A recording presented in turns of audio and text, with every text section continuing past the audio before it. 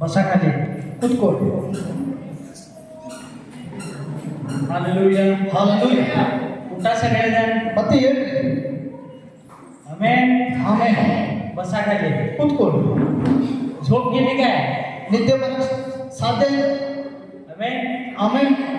देव ದೇವರು खूप महान आहे. ತುಂಬಾ ಒಳ್ಳೆಯವರಿದ್ದಾರೆ. मी तुमच्यासाठीच जे सांगणार आहे ना, ನಾನು ನಿಮಗೋಸ್ಕರನೇ ಏನು ಹೇಳಲಿಕ್ಕೆ ಬಂದಿದ್ದೇನೋ माझे कसं आहे सांगतो तुम्हाला. ನಂದು ಹೆಂಗಿದೆ ಅನ್ನೋದನ್ನ ನಾನು ನಿಮಗೆ ಹೇಳ್ತೇನೆ. 2 दिवसाच्या अगोदर तयार केलेलं वचन वेगळं होतं 2 ದಿನದ ಹಿಂದೆ ನಿಮಗೋಸ್ಕರ ರೆಡಿ ಮಾಡುವಂತ ವಾಕ್ಯವೇ ಬೇರೆ ಇತ್ತು. आणि बेळगावमधनं कित्तूरला येताना तयार केलेलं वचन वेगळं आहे. ಮತ್ತೆ ಬೆಳಗಾವಿಯಿಂದ ಕಿತ್ತೂರಿಗೆ ಈಗ ಬರುವಾಗ ಮಾಡಿರುವಂತ ಸಂದೇಶವೇ ಬೇರೆ ಇದೆ. फक्त 15 मिनिटात ಬರೀ 15 ನಿಮಿಷದಲ್ಲಿ मोबाईल मध्ये मी तयार केलंय. ಮೊಬೈಲ್ ಅಲ್ಲಿ ನಾನು ಈ ಸಂದೇಶವನ್ನ ರೆಡಿ ಮಾಡ್ಕೊಂಡು ಬಂದಿದ್ದೇನೆ. आमेन. ಆಮೇಲೆ एक सिस्टर मला काल विचारत होत्या, ಒಬ್ಬ ಸಿಸ್ಟರ್ ನನಗೆ ನಿನ್ನೆ ಕೇಳ್ತಾ ಇದ್ರು, तुम्ही कित्तूरला जाणार आहे का प्रार्थनेला? ನೀವು ಕಿತ್ತೂರಿಗೆ ಹೋಗ್ಲಿಕ್ಕಿದ್ದೀರಾ ಪ್ರೇಯರ್ಗೆ ಅಂತ. काय वचन देणार आहे? ಏನ್ ವಾಕ್ಯ ಕೊಡ್ಲಿಕ್ಕಿದ್ದೀರಿ? मग मी त्यांना सांगितलं ನಾನು ಅವ್ರಿಗೆ ಹೇಳಿದೆ, हे वचन देणार आहे. ಈ ವಾಕ್ಯವನ್ನ ನಾನು ಕೊಡ್ಲಿಕ್ಕಿದ್ದೇನೆ ಅಂತ. पण बेळगावातून कित्तूरला येताना ಆದ್ರೆ ಬೆಳಗಾವಿಯಿಂದ ಕಿತ್ತೂರಿಗೆ ಬರ್ಬೇಕಾದ್ರೆ वचनच चेंज झालं. ವಾಕ್ಯವೇ ಬೇರೆ ರೆಡಿ ಆಗಿ ಬಂತು. हालेलुया. ಹಾಲೆಲೂಯಾ. हालेलुया. ಹಾಲೆಲೂಯಾ. ते का चेंज झालं ಯಾಕೆ ಚೇಂಜ್ ಆಯ್ತು ಅಂದ್ರೆ ಸಂದೇಶ ते आता मला कळालं. ನನಗೆ ಈಗ ಅದು ಗೊತ್ತಾಯ್ತು. आमेन. ಆಮೇಲೆ तुम्हाला एक स्त्रियांना लई मोठी ताकद येणार आहे. ಇವತ್ತು ಸ್ತ್ರೀಯರಿಗೆ ಬಹಳವಾದ ಶಕ್ತಿಯನ್ನು ದೇವರು ತುಂಬಲಿಕ್ಕಿದ್ದಾರೆ. का माहित आहे? ಯಾಕೆ ಗೊತ್ತಾ? कारण ते वचनच तसं आहे. ಯಾಕಂದ್ರೆ ಆ ವಾಕ್ಯವೇ ಅದೇ ರೀತಿ ಇದೆ. Amen. ಆಮೇಲೆ मी माझी साक्ष सांगतो, ನಾನು ನನ್ನ ಸಾಕ್ಷಿಯನ್ನು ನಿಮ್ಮ ಮುಂದೆ ಇಡ್ತೇನೆ. ದೇವರು खूप अद्भुत आहे. ತುಂಬಾ ಅದ್ಭುತ ಸ್ವರೂಪನಾಗಿದ್ದಾನೆ. मला माहित आहे ನಿಮಗೆ ಗೊತ್ತಿದೆ माझे सगळे मी किती प्रॉब्लेम मध्ये होतो, काय काय झालेलं. ನಾನು ಎಷ್ಟು ಸಮಸ್ಯೆಗಳಿಗೆ ಹಾಕಿ ಬಂದಿದ್ದೇನೆ, ಏನೇನಾಯ್ತು ಅನ್ನೋದು ನಿಮ್ಗೆ ಕೆಲವೊಬ್ಬರಿಗೆ ಗೊತ್ತಿದೆ. 100% प्रॉब्लेम्स होत्या माझ्या. ನನ್ನ ಮೇಲೆ 100ರಷ್ಟು ಸಮಸ್ಯೆಗಳಿದ್ವು. फक्त 10% आहे. ಆದ್ರೆ ಈಗ 100ರಲ್ಲಿ ಬರೀ 10ರಷ್ಟು ಬಂದು ಮುಟ್ಟಿದೆ. Amen. ಆಮೇಲೆ म्हणजे देव ಅಂದ್ರೆ ದೇವರು अद्भुत करतोय. लक्षात ದೇವರು ಅದ್ಭುತಗಳನ್ನ ಮಾಡ್ತಾರೆ. भरपूर अद्भुत करतो. ತುಂಬಾ ಅದ್ಭುತಗಳನ್ನ ಮಾಡ್ತಾರೆ. Amen. ಆಮೇಲೆ मला देखील देवाने सांभाळलं. ದೇವರು ನನ್ನನ್ನು ಕೂಡ ಎಲ್ಲ ವಿಧದಲ್ಲಿಯೂ ಕೂಡ ನಡೆಸಿದ್ದಾರೆ. आठवडाभर देवाने सांभाळ केला. ಮತ್ತು ಈ ವಾರವೆಲ್ಲ ದೇವರು ಕೂಡ ನನ್ನನ್ನು ನಡೆಸಿದ್ದಾರೆ. त्याबद्दल मी देवाचा आभार मानतो. ಹಾಗಾಗಿ ನಾನು ದೇವರಿಗೆ ಧನ್ಯವಾದ ಹೇಳ್ತೇನೆ. सगळ्यांनी बायबल उघडा. ಪ್ರತಿಯೊಬ್ಬರು ಸತ್ಯವೇದವನ್ನು ತೆರೀರಿ. एस्तेर राणीविषयी मी सांगणार आहे तुम्हाला. ಯೆಜಬೇಲ್ ರಾಣಿಯ ಬಗ್ಗೆ ನಾನು ನಿಮಗೆ ಹೇಳಲಿಕ್ಕಿದ್ದೇನೆ. तिच्याबद्दलच शिकवणार आहे. ನಾನು ಅದರ ಬಗ್ಗೆ ನಿಮಗೆ ನಾನು ಹೇಳಲಿಕ್ಕಿದ್ದೇನೆ. आणि पूर्ण तुम्हाला डीप मध्ये मी शिकवणार आहे तिच्या. ನಾನು ಈ ವಿಷಯದಲ್ಲಿ ನಿಮಗೆ ಆಳವಾಗಿ ಕಲಿಸಲಿಕ್ಕೆ ಹೋಗ್ತಾ ಇದ್ದೇನೆ. Amen. ಆಮೇಲೆ कोण होती एस्तेर राणी ಈ ಯೆಜಬೇಲ್ ರಾಣಿ ಯಾರಾಗಿದ್ರು ते मी तुम्हाला सांगणार आहे. ನಾನು ಇವತ್ತು ನಿಮಗೆ ಅದರ ಬಗ್ಗೆ ಕಲಿಸ್ತೇನೆ. हालेलुया. ಹಾಲೆಲೂಯಾ. एस्तेर ಎಜಿಕೇಲ पहिला अध्याय ಮೊದಲನೇ ಅಧ್ಯಾಯ पहिलं वचन ಮೊದಲನೆಯ ವಾಕ್ಯ बघा. ನೋಡ್ರಿ काय यामध्ये ಏನಿದೆ ಇದರಲ್ಲಿ. एक राजा असतोय. ಒಬ್ಬ ರಾಜ ಇರ್ತಾನೆ. तो कोण आहे राजा? ಆ ರಾಜ ಯಾರಿದ್ದಾರೆ? त्याचं वर्चस्व काय? ಆತನ ವರ್ಚಸ್ಸು ಏನಾಗಿದೆ? बघा तिथं वचन एक एस्तेर आणि पहिला अध्याय 1 ते 2 वचन. ಎಸ್ತೇರಳು ಮೊದಲನೇ ಅಧ್ಯಾಯ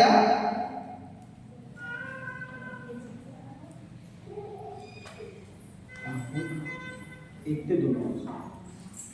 ಮೊದಲನೇ ಅಧ್ಯಾಯ 1-2. ಎಸ್ತೇರಳು ಭಾರತ ಮೊದಲುಗೊಂಡು ಕೋಶಿಯವರೆಗೂ ಇರುವ 127 ಸಂಸ್ಥಾನಗಳನ್ನು ಆಳುತ್ತಿದ್ದ ಅಹಷ್ವೇರೋಷನ ಕಾಲದಲ್ಲಿ ನಡೆದ ಚರಿತ್ರೆ. ಅಹಷ್ವೇರೋಷನು ರೋಷರಾಜನು ಶೋಷನ್ ಕೋಟೆಯಲ್ಲಿ ತನ್ನ ರಾಜಸಿಂಹಾಸನದಲ್ಲಿ ಆಸೀನನಾಗಿ ಆಡಳಿತ ನಡೆಸುತ್ತಿದ್ದನು. ಆಮೇಲೆ कोण होता हा राजा? ಯಾರಿದ್ರು ಈ ರಾಜ?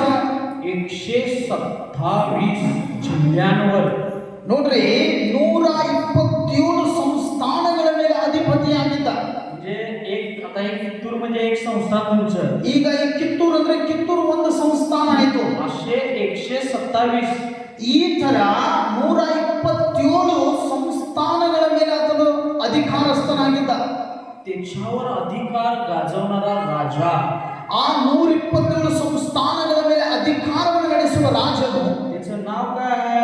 ಆತನ ಹೆಸರೇನಾಗಿದೆ? ಅಹಷ್ವೇರೋಷನು. त्याचं नाव ಆತನ ಹೆಸರು अहिश्वरोष राजा. ಅಹಿಶ್ವೇರೋಷ ಎಂಬುವಂತ ರಾಜ, मोठा राजा. ತುಂಬಾ ದೊಡ್ಡ ರಾಜ.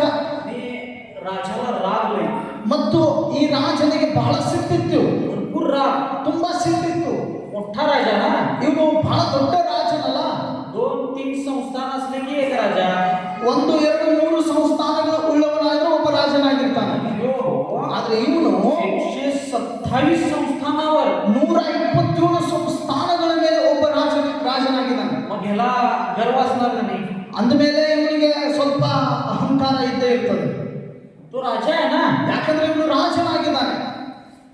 अकाउंट मध्ये 10,000 रुपये असले तर आम्हीच कोणाला ऐकत नाही. ನಮ್ಮ ಅಕೌಂಟ್ ಅಲ್ಲಿ 10,000 ರೂಪಾಯಿ ಇದ್ರೆ ನಾವೇ ಯಾರನ್ನೂ ಕೇಳೋದಿಲ್ಲ, ಕ್ಯಾರ್ ಮಾಡೋದಿಲ್ಲ. मोदी जरी आला तर आम्ही त्याला विचारत नाही. ಮೋದಿಯವರೇ ಇಲ್ಲಿ ಬಂದ್ರು ಕೂಡ ನಾವು ಅದ್ರ ಬಗ್ಗೆ ಯೋಚನೆ ಮಾಡೋದಿಲ್ಲ. विचार करा. ಅಂದ್ರೆ ನೀವು ಯೋಚನೆ ಮಾಡಿ, हा राजा आहे, ಈತನು ರಾಜನಾಗಿದ್ದಾನೆ. बरोबर आहे? ನಿಜ ಅಲ್ವಾ? तो राजा काय होतो? ಆ ರಾಜ ವಾಕ್ಯ ಏನು ಹೇಳ್ತದೆ? राजाची ओळख समजली का तुम्हाला? ಈಗ ಈ ರಾಜನ ಬಗ್ಗೆ ನಿಮಗೆ ಪರಿಚಯ ಆಯ್ತಲ್ಲ. राजाकडे राणी भरपूर असतात. ಯಾಕಂದ್ರೆ ರಾಜನ ಹತ್ರ ರಾಣಿಯರು ಬಹಳ ಜನ ಇರ್ತಾರೆ. त्यातली एक राणी काय करते? ಅದರಲ್ಲೂ ಒಬ್ಬ ರಾಣಿ ಏನ್ ಮಾಡ್ತಾಳೆ? त्यांच्या सरदारांसमोर, ಅವರ ಸರದಾರರ ಹತ್ತಿರ ಅಂದ್ರೆ ಸೈನಿಕರ ಹತ್ರ राजाबद्दल फक्त एक अपशब्द बोलते. ಆ ತನ್ನ ರಾಜನ ಬಗ್ಗೆ ಅಲ್ಲಿ ಇರ್ತಕ್ಕಂಥ ಸರದಾರರ ಹತ್ರ ಒಂದು ಅಪಸ್ವರವನ್ನು ನುಡಿತಾಳೆ. मग त्यावेळी त्यांनी काय करतात? राजाला जाऊन बोलतात. ಆ ಜನ ಕೇಳಿಸಿಕೊಂಡವರು ಹೋಗಿ ರಾಜನಿಗೆ ಹೇಳ್ತಾರೆ. बोलल्यानंतर ಹೇಳಿದ ಮೇಲೆ आता तिला काढून टाकणार की राजा? ರಾಜ, ನಾವು ಇಮ್ಯಾಜಿನೇಷನ್ ಮಾಡ್ಕೊಳ್ಳೋದಾದ್ರೆ ನನ್ನ ಬಗ್ಗೆ ಅಪಸ್ವರ ನುಡಿದಾಳೆ ಅಂದ್ರೆ ರಾಜ ಅವಳನ್ನ ತೆಗೆದು ಹಾಕ್ಬೋದು. तिची जागा मोकळा झाल्यानंतर दुसरी राणी राजा करायलाच पाहिजे ना. ಈಗ ಅವಳನ್ನು ತೆಗೆದು ಹಾಕಿದ ಮೇಲೆ ಅವಳ ಜಾಗಕ್ಕೆ ಇನ್ನೊಬ್ಬಳ ರಾಣಿಯನ್ನು ತಂದು ಇಡಲೇಬೇಕಲ್ಲ. दुसरा अध्याय 2ನೇ ಅಧ್ಯಾಯ तो बघा. ನೋಡ್ರಿ, राजा काय करतोय? ರಾಜ ಏನ್ ಮಾಡ್ತಾನೆ? एस्तर 2रा अध्याय 5 ते 8 वचन वाचा. 5 ಶೋಷದ ಕೋಟೆಯಲ್ಲಿ ಮೊರ್ದೆಕೈ ಎಂಬ ಒಬ್ಬ ಯಹೂದ್ಯ ಮನುಷ್ಯನು ವಾಸ ಮಾಡುತ್ತಿದ್ದನು. ಇವನು ಬೆನ್ಯಾಮೀನ್ ಕುಲದ ಕೀಷನ ಮರಿಮಗನು, ಶಿಮ್ಗಿಯ ಮೊಮ್ಮಗನು, ಯಾಯೀರನ ಮಗನು ಆಗಿದ್ದನು. ಬಾಬಿಲೋನಿನ ಅರಸನಾದ ನೆಬೂಕದ್ನೆಚ್ಚರನಿಂದ ಯಹೂದ ರಾಜನಾದ ಯೆಹೋಯಾಕೀನನೊಡನೆ ಸೆರೆಯಾಗಿ ಒಯ್ಯಲ್ಪಟ್ಟವರಲ್ಲಿ ಇವನು ಒಬ್ಬನು. ಇವನು ಎಸ್ತೇರ್ ಎಂಬ ಹೆಸರಿನ ಹದೆಸ್ಸ ಎಂಬ ತನ್ನ ಚಿಕ್ಕಪ್ಪನ ಅನಾಥಳಾದ ಮಗಳನ್ನು ತಂದೆ ತಾಯಿಗಳು ಸತ್ತಂದಿನಿಂದ ಪುತ್ರಿಯನ್ನಾಗಿ ಸ್ವೀಕರಿಸಿ ಸಾಕುತ್ತಿದ್ದನು. ಆಕೆಯು ರೂಪವತಿಯು ಲಾವಣ್ಯವತಿಯೂ ಆಗಿದ್ದಳು. ಅರಸನ ನಿರ್ಣಯವು ಆಜ್ಞೆಯು ಪ್ರಕಟಿಸಲ್ಪಟ್ಟ ತರುವಾಯ ಕಾರ್ಯನಿರ್ವಾಹಕರು ಅನೇಕ ಕನ್ಯೆಯರನ್ನು ಕೂಡಿಸಿ ಶೋಷನ ಕೋಟೆಯಲ್ಲಿ ಹೆಗೈ ವಂಶಕ್ಕೆ ಒಪ್ಪಿಸಿದಾಗ ಎಸ್ತೇರಳು ಅರಮನೆಗೆ ಬಂದು ಅಂತಃಪುರ ಪಾಲಕನಾದ ಹೆಗೆಯ ಪರಾಂಬರಿಕೆಯಲ್ಲಿದ್ದಳು. आमेन. ಆಮೆನ್. हालेलुया. ಹಾಲೆಲೂಯಾ. यहुदी कुळातली होती ती. ಈ ಎಸ್ತೇರಳು ಯಹೂದಿ ಕುಲದವಳಾಗಿದ್ದಳು. म्हणजे पहिलाची यहुदी म्हणजे विश्वासू. आम्ही पहिले ಅಂದ್ರೆ यहुदी कुळ. ಮೊದಲಿನ ಯಹೂದ್ಯರಂದ್ರು ನಂಬಿಗಸ್ತರು, ಆ ಯಹೂದ್ಯರಂದ್ರೆ ನಾವು. समजलं? ಅರ್ಥ ಆಯ್ತಾ? एस्तेर राणी ಈ ಎಸ್ತೇರ್ ರಾಣಿ चे आई वडील मेलेले. ಈ ಎಸ್ತೇರ್ ರಾಣಿಯ ತಂದೆ ತಾಯಿಗಳು ಸತ್ತಿದ್ರು. तिची ओळख सांगतो एस्तेर राणीची. ಎಸ್ತೇರ್ ರಾಣಿಯ ಬಗ್ಗೆ ನಿಮಗೆ ಪರಿಚಯ ಮಾಡಿಕೊಡ್ತೇನೆ. एस्तेर राणीचे आई वडील मेलेले. ಎಸ್ತೇರ್ ರಾಣಿಯ ತಂದೆ ತಾಯಿ ಸತ್ತಿದ್ರು. तिचा काका ಆ ಎಸ್ತೇರ್ ರಾಣಿಯ ಕಾಕ मर्दखय, ಮೊರ್ದೆಕೈ, त्याने तिला ಆ ಕಾಕ ಅವಳನ್ನ लहानाचं मोठं केलं. ಚಿಕ್ಕವಳಾಗಿದ್ದಳು ದೊಡ್ಡವಳನ್ನಾಗಿ ಅವರ ಕಾಕನೇ ಅವಳನ್ನ ಬೆಳೆಸಿದ್ರು. पूर्ण तिला सगळं बघितला तो.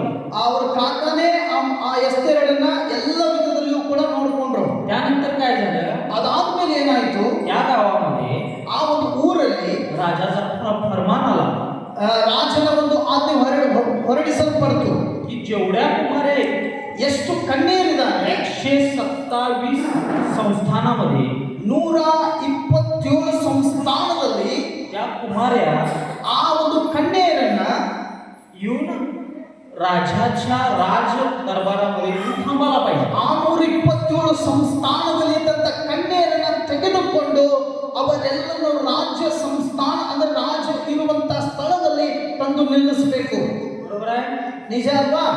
मर्दकाय काय म्हणतोय ಮೊರ್ದೆಕೈ ಏನಂತಿದ್ದಾರೆ? एस्तेरला ಎಸ್ತೇರಳಿಗೆ देवाची इच्छा असेल ದೇವರ ಇಚ್ಛೆ ಇದ್ರೆ तू तसं कर, ನೀನು ಆ ರೀತಿಯಾಗಿ ಮಾಡು. पण काहीही माझ्याविषयी राजाला सांगू नको. ಆದ್ರೆ ನೀನು ನನ್ನ ಬಗ್ಗೆ ನನ್ನ ವಿಷಯವಾಗಿ ರಾಜನ ಹತ್ರ ಏನು ಹೇಳಲಿಕ್ಕೆ ಹೋಗಬೇಡ ಅಂತೇಳಿ ಎಸ್ತೇರಳ ಚಿಕ್ಕಪ್ಪ ಹೇಳಿ ಕಳಿಸ್ತಾನೆ. राजा म्हणजे कोण आहे समजलं तुम्हाला? ರಾಜ ಅಂದ್ರೆ ಯಾರ್ರಿ? ಅಹಶ್ವೇರೋಷನು. समजलं? ಅರ್ಥ ಆಗ್ತಾ ಇದೆಯಲ್ಲ? आमेन. ಆಮೇಲೆ एस्तेर राणीची ओळख झाली तुम्हाला?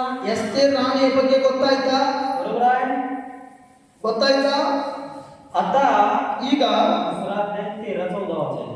ಈಗ 13-14 ವಾಕ್ಯವನ್ನು ನೋಡೋಣ. ಎರಡನೇ ಅರಸನ ಬಳಿಗೆ ಹೋಗುವ ಸರದಿ ಯಾರಿಗೆ ಬರುವುದೋ ಆಕೆಯು ಅಂತಃಪುರದಿಂದ ಅರಮನೆಗೆ ತೆಗೆದುಕೊಂಡು ಹೋಗುವುದಕ್ಕೋಸ್ಕರ ಏನು ಕೇಳಿದರೂ ಕೊಡಲ್ಪಡುವುದು. ಆಕೆಯು ಅಲ್ಲಿಗೆ ಸಾಯಂಕಾಲ ಹೋದವಳು ಮರುದಿನ ಬೆಳಿಗ್ಗೆ ಅರಸನ ಉಪಪತ್ನಿಯರ ಪಾಲಕನಾದ ಶಹಜ್ಗನೆಂಬ ರಾಜಕಂಚುಕೆಯ ವಂಶದಲ್ಲಿದ್ದ ಎರಡನೇ ಅಂತಃಪುರಕ್ಕೆ ಬರುವಳು. ಅರಸನು ಅವಳನ್ನು ಮೆಚ್ಚಿ ಹೆಸರು ಹೇಳಿ ಕರೆಯಿಸಿದ ಹೊರತಾಗಿ ಒಬ್ಬಳು ಅರಸನ ಬಳಿಗೆ ಪುನಃ ಹೋಗುವ ಹಾಗಿರಲಿಲ್ಲ. समजलं? ಅರ್ಥ ಆಗ್ತಾ ಇದೆಯಾ? हालेलुया. हालेलुया. समजलं काय? ಅರ್ಥ ಆಗ್ತಾ ಇದೆಯಾ? राजाचा नियम कसा आहे? ರಾಜನ ನಿಯಮ ಹೆಂಗಿದೆ ಅಂದ್ರೆ एस्तेर राणी त्या राजवाड्यामध्ये गेली, ಎಸ್ತೇರ್ ರಾಣಿ ಆ ರಾಜನ ಒಂದು ಆ ಸ್ಥಾನಕ್ಕೆ ಹೋದ್ದು. भरपूर कुमाऱ्या होत्या तिथे. ಅಲ್ಲಿ ನೋಡ್ಲಿಕ್ಕೆ ತುಂಬಾ ಕನ್ನಿಕೆಯರು ಬಂದು ನಿಂತಿದ್ರು. पण एस्तेर राणी ಆದ್ರೆ ಎಸ್ತೇರ್ ರಾಣಿ तिच्यावर देवाची कृपा होती, ಅವಳ ಮೇಲೆ ದೇವರ ಆಶೀರ್ವಾದ ಇತ್ತು. भरपूर सुंदर होती. ಮತ್ತು ಅಲ್ಲಿರೋ ಕನ್ನಿಕೆಯರಿಗಿಂತಲೂ ಅವಳು ಅತಿ ಸುಂದರಳು ಆಗಿದ್ದಳು. राजा तिला पसंत करतो. ರಾಜ ಅವಳನ್ನ ಇಷ್ಟಪಡ್ತಾನೆ. राजा म्हणतो ರಾಜ ಹೇಳ್ತಾನೆ, राणी म्हणून मला हीच पाहिजे. ರಾಣಿ ಅಂತೇಳಿ ಎಸ್ತೇರಳು ನನಗೆ ಬೇಕು. मग तिला राजवाड्यात नेलं जातं.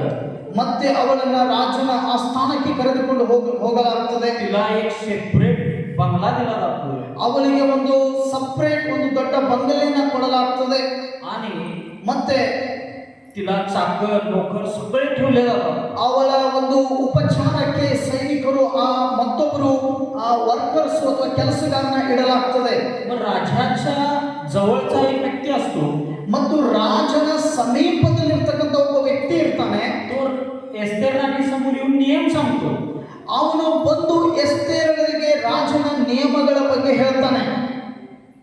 राणी साहेब, ರಾಣಿಯವರೇ, जोपर्यंत ಎಲ್ಲಿಯವರೆಗೂ राजा तुम्हाला बोलवत नाही, ರಾಜ ನಿಮಗೆ ಕರೆಯೋದಿಲ್ವೋ तोपर्यंत ಅಲ್ಲಿಯವರೆಗೂ तुम्ही राजाला भेटू शकत नाही. ನೀವು ರಾಜನನ್ನ ಭೇಟಿ ಆಗಲಿಕ್ಕೆ ಆಗೋದಿಲ್ಲ. जर तुम्ही तसे कराल ನೀವೇನಾದ್ರೂ ಅದರ ವಿರುದ್ಧವಾಗಿ ಮಾಡಿದ್ರೆ आणि जर राजाला राग आला ಮತ್ತೇನಾದ್ರೂ ರಾಜನಿಗೆ ಸಿಟ್ಟು ಬಂದ್ರೆ तर तुम्हाला त्यांनी फाशी किंवा मरणदंड देऊ शकतात. ಆ ರಾಜನು ನೀವು ತಪ್ಪಾಗಿ ನಡೆದುಕೊಂಡರೆ ರಾಜನಿಗೆ ಕೋಪ ಬಂದ್ರೆ ಆತನು ನಿಮಗೆ ಮರಣ ದಂಡನೆಗೆ ಒಪ್ಪಿಸಬಹುದು. कारण त्यावेळी राण्या भरपूर ना राजाला, ಯಾಕಂದ್ರೆ ಆ ಸಂದರ್ಭದಲ್ಲಿ ರಾಜನಿಗೆ ರಾಣಿಯನ್ನು ಬಹಳ ಜನ ಸಿಗ್ತಿದ್ರು. म्हणून ते आपापसात भांडणं करून त्यावेळीचे राजा नियम करायचे असतात. ಯಾಕಂದ್ರೆ ಆ ರಾಣಿಯ ನಡುವೆ ಜಗಳ ಬೇಡ ಅನ್ನೋದಕ್ಕೆ ಆ ರಾಜ ಆ ನಿಯಮಗಳನ್ನ ಮಾಡ್ತಾ ಇದ್ದ. ज्यावेळी ಯಾವಾಗ एस्तेर राणीला बोलवणं पाठवतील, ಯಾವಾಗ ರಾಜ ಎಸ್ತೇರಳನ್ನ ಕರೀರಿ ಅಂತ ಹೇಳಲಿಕ್ಕೆ ಕಳಿಸ್ತಾ त्यावेळीच ती राजाला भेटण्यासाठी यायला पाहिजे. ಅವಾಗಲೇ ಅವಳು ರಾಜನನ್ನ ಭೇಟಿ ಆಗ್ಲಿಕ್ಕೆ ಬರಬೇಕು. नेम समजला तुम्हाला? ಈಗ ನಿಮಗೆ ನಿಯಮ ಅರ್ಥವಾಯ್ತಾ? समजा ತಿಳ್ಕೊಳ್ಳಿ. मी एस्तेर राणी आहे. ಈಗ ಇವನು ಎಸ್ತೇರ್ ರಾಣಿ ಇದ್ದಾರೆ. मला काहीतरी प्रॉब्लेम आहे ಇವನಿಗೆ ಏನೋ ಒಂದು ಸಮಸ್ಯೆ ಬಂದಿದೆ. आणि मला राजाला जाऊन भेटायचं आहे. ನನಗೆ ಹೋಗಿ ರಾಜನಿಗೆ ಈಗ ಅರ್ಜೆಂಟ್ ಆಗಿ ಭೇಟಿ ಆಗ್ಬೇಕು. राजाने मला बोलवलेलंच नाही ರಾಜ ನನಗೆ ಬಾ ಅಂತ ಹೇಳಿ ಕರೆದಿಲ್ಲ. आणि मी जाऊन भेटलो. ಮತ್ತೆ ನಾನು ಹೋಗಿ ಭೇಟಿ ಆಗಿಬಿಟ್ಟೆ. राजा रागवला तर ರಾಜನಿಗೆ ಸಿಟ್ಟು ಬಂದ್ಬಿಟ್ರೆ, डायरेक्ट मरण.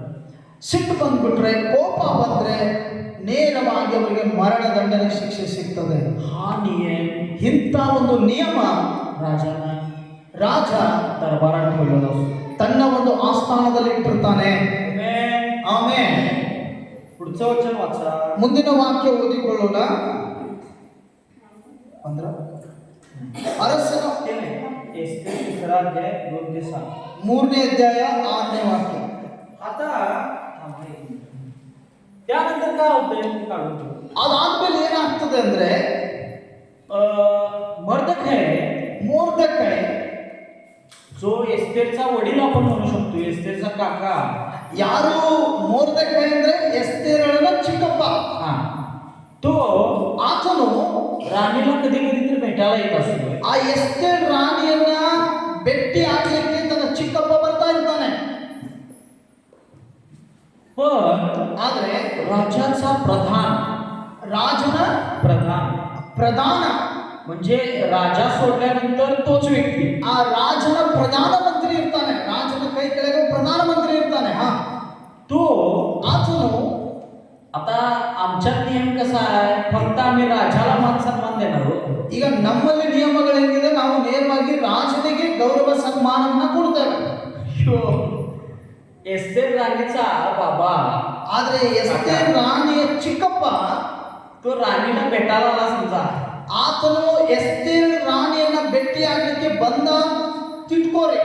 2 वेळा काय झालं, 2 ಸಲ ಭೇಟಿ ಆಗ್ಲಿಕ್ಕೆ ಬಂದಾಗ ಏನಾಯ್ತು ಗೊತ್ತಾ? हमान त्याच्या समोरने गेला.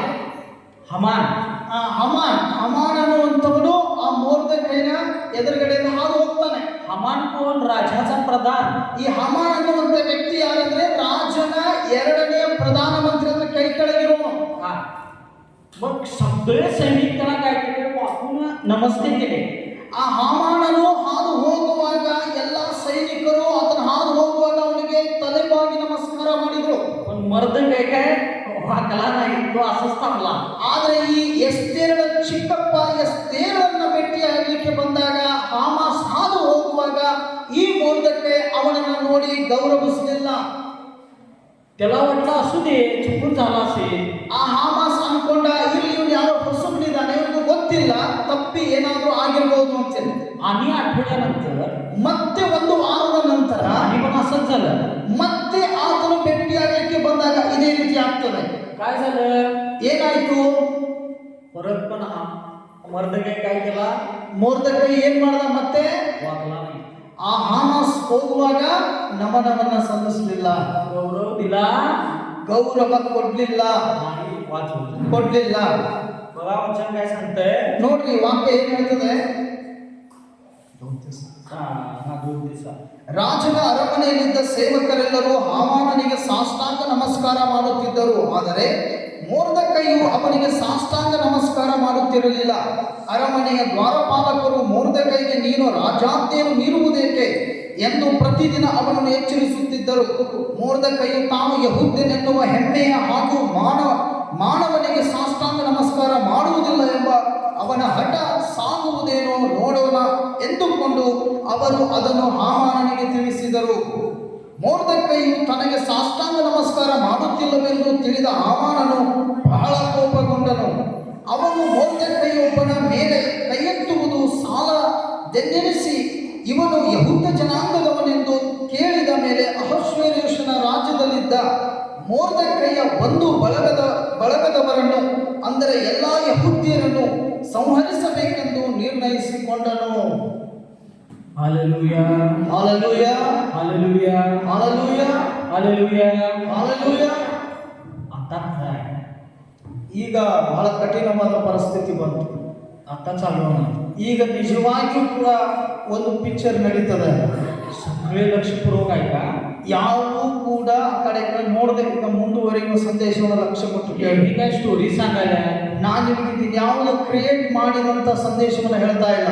प्रत्येक गोष्ट बायबल मध्ये आहे. ಪ್ರತಿಯೊಂದು ಮಾತು ಕೂಡ ನೀವು ಆಮೇಲೆ ಮನೆಗೆ ಓದಿ ನೋಡಿದ್ರೆ ಬರೆದಿದೆ. आणि समोर पण आम्ही सांगायला लागलो. ಮತ್ತು ನಾವು ಕೂಡ ನಿಮ್ಮ ಎದುರುಗಡೆ ಇದನ್ನು ಹೇಳ್ತಿದ್ದೇವೆ. काय कोण स्टोरी सांगायलाय? ಇಲ್ಲಿ ಯಾವುದನ್ನು ಹುಟ್ಟಾಕಿ ನಿಮಗೆ ನಾವು ಹೇಳ್ತಾ ಇಲ್ಲ. आमेन. ಆಮೇಲೆ मग काय झालं? ಆಮೇಲೆ ಏನಾಯ್ತು ಗೊತ್ತಾ? ಹಾಮಾನನು राग ठेवला. ತುಂಬಾ ಕೋಪವುಳ್ಳವನಾದನು. हा ಯಾಕೆ? तो काय म्हटला? ಅವನೇನಂದ? तो यहुदी कुळातला आहे, ಇವನು ಯಹೂದಿ ಕುಲದವನಾಗಿದ್ದಾನೆ, म्हणून येऊन मला नमस्कार करत नाही काय? ಹಾಗಾಗಿ ಇವನು ನನಗೆ ನಮಸ್ಕಾರ ಮಾಡುವುದಿಲ್ಲವೇನೋ. मला सगळे लोक फक्त राजा सोडून सगळे जण मला नमस्कार करतात. ರಾಜ ಒಬ್ಬ ಬಿಟ್ರೆ ಈ ಆಸ್ಥಾನದಲ್ಲಿರುವ ಎಲ್ಲಾ ಜನರು ನನಗೆ ನಮನವನ್ನು ಸಲ್ಲಿಸ್ತಾರೆ. आणि ह्यो मला नमस्कार करत नाही. ಆದ್ರೆ ಈ ಮೊರ್ದೆಕೈ ಮಾತ್ರ ನನಗೆ ನಮನ ಸಲ್ಲಿಸ್ತಾ ಇಲ್ಲ. ह्याला ಇವನನ್ನ, त्याच्या नातेवाईकांना, ಇವನ ಎಲ್ಲಾ ಬಂಧು ಬಳಗದವರನ್ನ, सगळ्यांना मी मारणार. ಎಲ್ಲರನ್ನೂ ನಾನು ಕೊಂದು ಹಾಕ್ತೇನೆ. हमान ಹಾಮಾನನು ಈ ಮಾತು ಹೇಳ್ತಾ ಇದ್ದಾನೆ. ईर्ष्या केला. ಅವನ ಮೇಲೆ ವಿರೋಧವನ್ನು ವ್ಯಕ್ತಪಡಿಸ್ದ. ईर्ष्या केला. ವಿರೋಧವನ್ನು ವ್ಯಕ್ತಪಡಿಸ್ದ डिसिजन घेतला. ಮತ್ತು ತೀರ್ಮಾನವನ್ನು ತೆಗೆದುಕೊಂಡ. झाला आता. झालं ना. ಅಲ್ಲಿಗೆ ಕಥೆ ಮುಗಿತು. पूर्ण 127 संस्थानामध्ये 127 ಸಂಸ್ಥಾನಗಳಲ್ಲಿ जेवढे देवाचे लोक म्हणजे यहुदी, जेवढे यहुदी आहेत 127 ಸಂಸ್ಥಾನಗಳಲ್ಲಿ ಎಷ್ಟು ಜನ ಯಹೂದ್ಯರಿದ್ರು सगळ्यांना मारायचं, ಎಲ್ಲರಿಗೂ ಹೊಡಿಬೇಕು. असा डाव रचला तो हमान. ಇಂಥ ಒಂದು ಆಜ್ಞೆಯನ್ನ ಅಥವಾ ಇಂಥ ಒಂದು ತೀರ್ಮಾನವನ್ನ ತೆಗೆದುಕೊಂಡ. इकडे एस्तेर राणी अजून राजवाड्यातच आहे. ಇಲ್ಲಿ ಎಸ್ತೇರ್ ರಾಣಿಗೆ ಸುದ್ದಿ ಗೊತ್ತಿಲ್ಲ, ಅದನ್ನು ರಾಜನ ಆ ಸ್ಥಾನದಲ್ಲಿ ಅವಳಿಗೆ ಕೊಟ್ಟಂತ ಮನೆಯಲ್ಲಿದ್ದಾಳೆ. हालेलुया. हालेलुया. ರಾಜ फक्त तिला पसंत केला होता ಅವಳನ್ನು ನೋಡಿ ಇಷ್ಟಪಟ್ಟಿದ್ದ. आणि राजवाड्यात तिला राहण्यासाठी जागा दिला होता.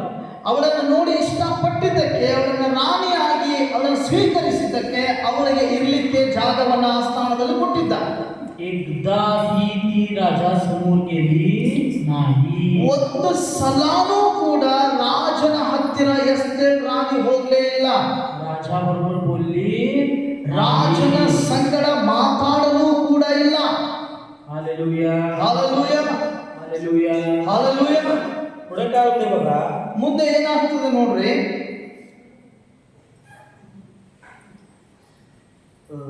तिसरा अध्याय 8 ते 11.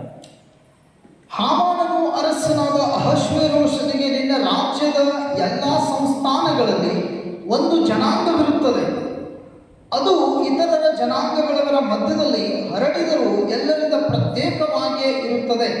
ಆ ಜನಾಂಗಗಳವರ ನಿಯಮಗಳು ಇತರರ ಎಲ್ಲಾ ಜನಾಂಗಗಳವರ ನಿಯಮಗಳಿಗಿಂತ ಭಿನ್ನವಾಗಿರುತ್ತವೆ.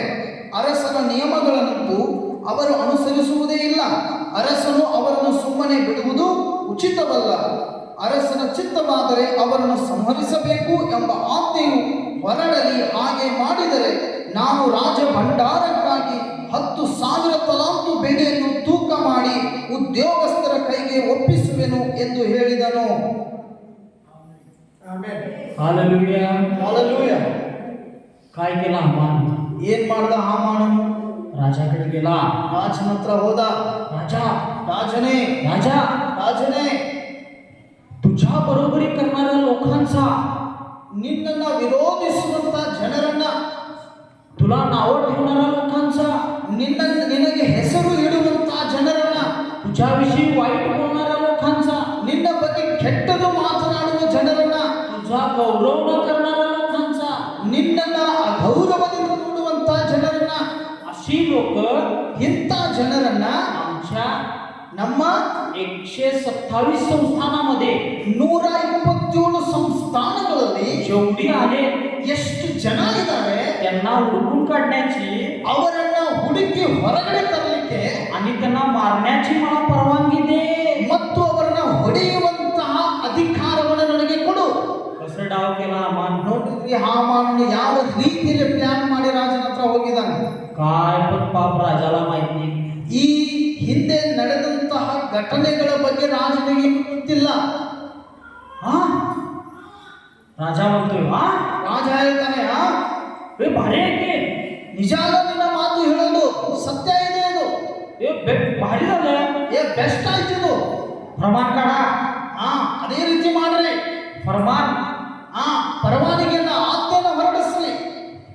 मग राजा काय करतोय ರಾಜ ಏನಂತಾನೆ ಗೊತ್ತಾ? पट पट पट पट पट पट टाईप करायला होतोय ಬೇಗ ರಾಜನು ಹೇಳಿದ ಆಜ್ಞೆಯನ್ನ ಟೈಪಿಂಗ್ ಮಾಡ್ಲಿಕ್ಕೆ ಹೇಳ್ತಾನೆ.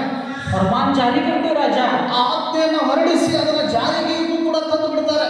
तिथं काय करतोय हामान ಅಲ್ಲಿ ಹಾಮಾನನು ಏನ್ ಮಾಡ್ತಾನೆ ಗೊತ್ತಾ? लोक लोक लोक म्हणून टाकून घेतोय राजाकडनं. ಎಲ್ಲ ನಿಯಮಗಳನ್ನ ಹಾಕೊಂಡು ರಾಜನ ಕಡೆಯಿಂದ ತಗೋತಾನೆ.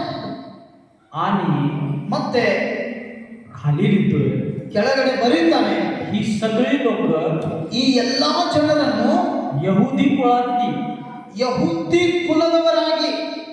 एवढं लिहितोय. ಕೆಳಗಡೆ ರಾಜನಿಗೆ ಗೊತ್ತಿಲ್ಲದೆ ಹಾಮಾನನೇ ಇದನ್ನ ಕೆಳಗಡೆ ಬರೆದು ಬಿಡ್ತಾನೆ.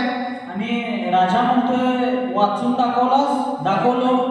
ರಾಜ ಕೇಳ್ತಾನೆ, ಇದನ್ನ ಓದಿ ಹೇಳ್ದೆ ಅಂತ ಹೇಳ್ತಾನೆ. ठीक आहे ಆಯ್ತು. राजा अंगठी काढून देतोय. ರಾಜ ತನ್ನ ಉಂಗುರವನ್ನು ತೆಗೆದುಕೊಡ್ತಾನೆ. आणि हे कसं आहे पहिल्याच्या काळात ಅವಾಗಿನ ಕಾಲದಲ್ಲಿ ಹೆಂಗಿತ್ತು ಅಂದ್ರೆ ನಿಯಮ, कुणाला जर मारायचं असेल ಯಾರನ್ನಾದ್ರೂ ಹೊಡೆಯುವಂತ ಆಜ್ಞೆ ಹೊರಡಿಸಿದ್ರೆ तर राजाची अंगठी असायची. ರಾಜನ ಕೈಯಲ್ಲಿ ಒಂದು ಉಂಗುರ ಇರ್ತಿತ್ತು. ती जर अंगठी एक विशिष्ट शाईमध्ये बुडवून जर त्या फरमानावर एकदा मारलं, ಆ ಒಂದು ಉಂಗುರವನ್ನ ವಿಶಿಷ್ಟವಾದಂತ ಒಂದು ತೈಲದಲ್ಲಿ ಅಥವಾ ಮತ್ತೊಂದರಲ್ಲಿ ಮುಳುಗಿಸಿ ಆ ಒಂದು ಕಾಗದ ಪತ್ರದ ಮೇಲೆ ಇಟ್ರೆ तो फरमान जारी झाला. ಆ ಒಂದು ಆಜ್ಞೆ ಜಾರಿಗೆ ಬಂದ ಹಂಗೆ सगळेजण त्याच्याच मागा लागायचं. ಎಲ್ಲಾ ಜನ ಆತನ ಹಿಂದೆನೆ ಬೆನ್ನು ಹತ್ತಿದ್ರು. समजलं? ಅರ್ಥ ಆಯ್ತಾ? राजाला तर काय बी माहित नाही. ರಾಜನಿಗೆ ಹಿಂದೆ ನಡೆದಂಥದ್ದೇನು ಗೊತ್ತೇ ಇಲ್ಲ. हामान शाळा केला. ಹಾಮಾನನು ಈ ಎಲ್ಲ ಪ್ಲಾನ್ ಅನ್ನ ಮಾಡ್ಕೊಂಡ. झालं सगळं. ಎಲ್ಲ ಆಯ್ತು. एस्तेर राणी बंगल्यातच आहे. ಎಸ್ತೇರ್ ರಾಣಿಗೆ ತನ್ನ ಯಹೂದ್ಯರ ಇಂಥ ಕಂಟಕ ಬಂದಿದೆ ಅನ್ನೋದು ಗೊತ್ತೇ ಇಲ್ಲ. बाप मर्दकय त्याच्या घरात आहे. ಮೊರ್ದೆಕೈ ಎಸ್ತೇರ್ನ ಚಿಕ್ಕಪ್ಪ ಅವನ ಮನೆಯಲ್ಲಿದ್ದಾನೆ. सगळेजण राजाचे सगळे लोक दौंडी पेटवत आले. प्रत्येक संस्थानामध्ये गेले. ರಾಜ ಹೊರಡಿಸಿದ ಆಜ್ಞೆಯನ್ನು ತಿಳಿಸಲಿಕ್ಕೆ ಬಾರಿಸ್ತಾ ಎಲ್ಲ 127 ಸಂಸ್ಥಾನದಲ್ಲಿ ಸಂದೇಶವನ್ನು ರವಾನೆ ಮಾಡಿದ್ರು. जेवढे जण काय सांगत होते त्यांनी, ಏನ್ ಹೇಳ್ತಾ ಇದ್ರು ಅವರು ಗೊತ್ತಾ? हे ಹೇ यहुदी कुळाच्या लोकांनो, ಯಹೂದಿ ಜನರೇ, राजाचा असा फरमान आहे ರಾಜನು ಈ ರೀತಿಯಾಗಿ ಆಜ್ಞೆ ಹೊರಡಿಸಿದ್ದಾನೆ. की तुमच्याकडे फक्त आठवडा आहे, 7 दिवस, फक्त 7 दिवस आहे. ನಿಮ್ಮ ಹತ್ತಿರ ಬರೇ ಉಳಿದಿರೋದು 7 ದಿನ ಮಾತ್ರ. खावा, ತಿನ್ರಿ, आनंद करा, ಸಂತೋಷ ಪಡ್ರಿ. 7 दिवसानंतर 7 ದಿನಗಳು ಕಳೆದ ಮೇಲೆ लहान लेकरापासून वयोवृद्ध माणसापर्यंत ಚಿಕ್ಕ ಮಗುವಿನಿಂದ ಹಿಡಿದುಕೊಂಡು ವೃದ್ಧ ವಯಸ್ಸಿನವರೆಗೂ स्त्रिया पकडून ಸ್ತ್ರೀಯರನ್ನು ಹಿಡಿದುಕೊಂಡು बैल, गुरे, ढोरे, मेंढ्या धरून ನಿಮ್ಮ ಎತ್ತು, ಕುರಿ, ದನ ಎಲ್ಲ ಸೇರಿ सगळ्यांचा मुळा सकट नाश करणार आहे राजा. ನಿಮ್ಮದೆಲ್ಲವನ್ನು ರಾಜನು ನಾಶ ಮಾಡಲಿಕ್ಕಿದ್ದಾನೆ. ज्यावेळी ಯಾವಾಗ ಈ ವಿಷಯ मर्दकयाला कळलं, ಮೊರ್ದೆಕೈಗೆ ಗೊತ್ತಾಯಿತು, ಮೊರ್ದೆಕೈ काय केला, ಏನ್ ಮಾಡ್ದ? गेला, ಹೋದ, गुडघ्यावर बसला, ಮೊಣಕಾಲ ಮೇಲೆ ಕುತ್ಕೊಂಡ, शर्ट फाडला ಅಂಗಿ ಹರಿದ, आणि राग टाकून घेतला अंगावर. ಬೂದಿ ತನ್ನ ಮೇಲೆ ಒಕ್ಕೊಂಡ. परमेश्वरा, ದೇವರೇ, माझं काय चुकलं, ನಂದು ಏನ್ ತಪ್ಪಾಗಿದೆ? माझ्याकडे बघ, ನನ್ನ ಕಡೆ ನೋಡು, माझ्याकडे बघ. ನನ್ನ ಕಡೆ ನೋಡು. म्हणून रडायला चालू केला. ದೇವರ ಮುಂದೆ ಮೊಣಕಾಲೂರಿ ಪ್ರಾರ್ಥನೆ ಮಾಡ್ತಾ ಅಳಕ್ಕೆ ಸ್ಟಾರ್ಟ್ ಮಾಡ್ತಾನೆ. रडायला चालू केला. ಅಳಕ್ಕೆ ಸ್ಟಾರ್ಟ್ ಮಾಡ್ತಾನೆ. का? ಯಾಕೆ? राजाला तर कोण भेटू शकत नाही. ರಾಜನನ್ನ ಹೋಗಿ ಭೇಟಿ ಆಗ್ಲಿಕ್ಕೆ ಯಾರ ಕೈಯಿಂದಲೂ ಸಾಧ್ಯ ಇಲ್ಲ. राजा ऑलरेडी फरमान जारी केला. ಆಲ್ರೆಡಿ ರಾಜನು ಆಜ್ಞೆ ಹೊರಡಿಸಿಬಿಟ್ಟಿದ್ದಾನೆ. एस्तर राणीला भेटायचं आहे. ಎಸ್ತೇರ್ ರಾಣಿಯನ್ನ ಭೇಟಿ ಆಗ್ಬೇಕಾಗಿದೆ. पण तिच्याकडनं एस्तर राणी ज्यावेळी सांगेल की मर्दकायाला माझा निरोप पाठव, ಎಸ್ತೇರ್ ರಾಣಿ ಯಾವಾಗ ಹೇಳ್ತಾಳೆ ಮೊರ್ದಕೈಗೆ ಬರೋದಕ್ಕೆ ಹೇಳು ಅಂತೇಳಿ ಒಂದು ಸಂದೇಶವನ್ನು ರವಾನೆ ಮಾಡ್ತಾಳೆ, त्याच वेळी मर्दकाय जाणार ना. ಅವಾಗ್ಲೇನೆ ಮೊರ್ದಕೈ ಹೋಗ್ಬೇಕು ಎಸ್ತೇರ್ನ ಭೇಟಿ ಆಗ್ಲಿಕ್ಕೆ. आता करणार काय? ಈಗ ಏನು ಮಾಡಕ್ ಸಾಧ್ಯ ಇದೆ? मर्दकायाला काय समजत नव्हतं. ಮೊರ್ದಕೈಗೆ ಯಾವ ದಾರಿನೂ ತೋರಿಸ್ತಾ ಇಲ್ಲ. मर्दकाय रडालाय, गुडघे टेकालाय, धूळ अंगावर टाकून गेलाय. ಮೊರ್ದಕೈ ಅಳ್ತಾ ಇದ್ದಾನೆ, ಮೊಣಕಾಲೂರಿದ್ದಾನೆ, ಬೂದಿ ತನ್ನ ಮೇಲೆ ಒಪ್ಕೊಂಡಿದ್ದಾನೆ. आमच्या घरात, ನಮ್ಮ ಮನೆಯಲ್ಲಿ, आमच्या दारामध्ये, ನಮ್ಮ ಮಕ್ಕಳಲ್ಲಿ, आमच्या जीवनामध्ये, दारात ನಮ್ಮ ಅಂಗಳದಲ್ಲಿ, ಮನೆ ಅಂಗಳದಲ್ಲಿ, आमच्या परिस्थितीमध्ये ನಮ್ಮ ಈ ಪರಿಸ್ಥಿತಿಯಲ್ಲಿ एक हमान असतो, लक्षात ठेवा. ಇಂಥ ಒಬ್ಬ ಹಾಮಾನನು ಇರ್ತಾನೆ, ನೆನಪಿಟ್ಕೋರಿ. Amen. ಆಮೆನ್. जो तुमच्या जीवनामध्ये ನಿಮ್ಮ ಜೀವನದಲ್ಲಿ अशा प्रकारे संकट आणतो, ಇಂತಹ ಪರಿಸ್ಥಿತಿಗಳನ್ನ ಹಾಮಾನನಂತವರು ತಗೊಂಡು ಬರ್ತಾರೆ. Amen. ಆಮೆನ್. तेव्हा काय केलं पाहिजे? ಅವಾಗ ನೀವು ಏನು ಮಾಡಬೇಕು? कर्ज आहे तुमच्यावर, ನಿಮ್ಮ ಮೇಲೆ ಸಾಲ ಇದೆಯಾ? अज्ञानपणा, ज्ञान नसणाऱ्या गोष्टी आहेत.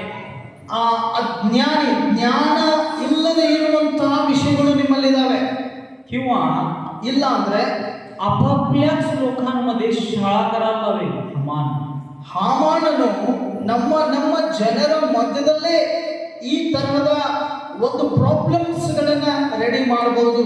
तुम्ही त्यावेळी विचार करायला पाहिजे. ನೀವು ಆ ಸಂದರ್ಭದಲ್ಲಿ ಯೋಚನೆ ಮಾಡುವಂತವರಾಗಿರ್ಬೇಕು. मी हमान आहे का मर्दकाय आहे?